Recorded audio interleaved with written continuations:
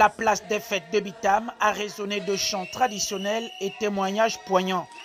C'est ici que s'est tenue en différé la célébration de la Journée internationale des veuves et des orphelins, à l'initiative de l'antenne provinciale de l'Association des veuves du Gabon, en présence du préfet du département d'Untem, placé sous le thème national « La famille, la citoyenneté et les valeurs dans la gestion du deuil au Gabon ». Cette 15e édition a rassemblé plusieurs femmes veuves des 4 coins de la province du Wellington. Aujourd'hui, après Oyem, l'année passée, tout le Wellington se retrouve à Bitam pour fêter les veuves.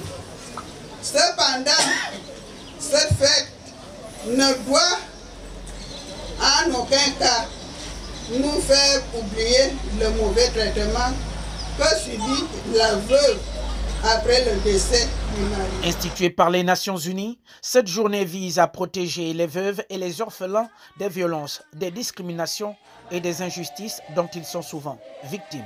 Il suffisait d'être marié et qu'un jour la mort arrache un membre de la famille, laissant le survivant dans les problèmes malheureux que vous n'avez jamais rêvé.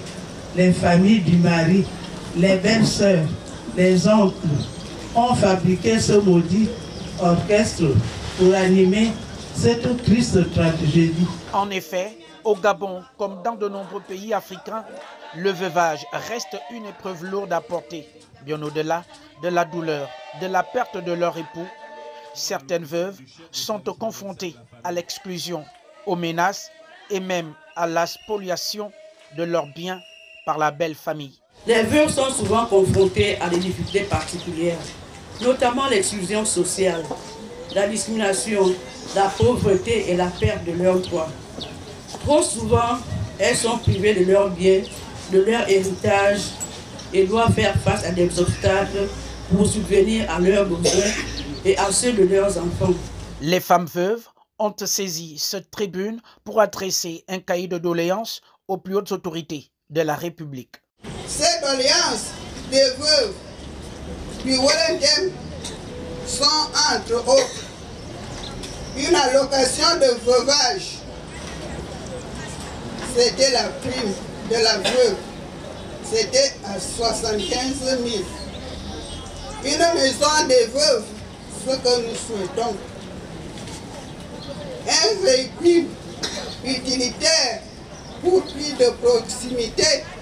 Aujourd'hui, nous appelons vivement la première dame de la 5e République, de notre maman Zita Olydenia, à se saisir de cet épineux problème qui est un véritable casse-tête. Outre les discours, la journée a été rythmée par un défilé des femmes veuves, mais aussi par l'exposition-vente de produits locaux, mettant en valeur leur savoir-faire, leur résilience et leur volonté de rester actrices de leur destin.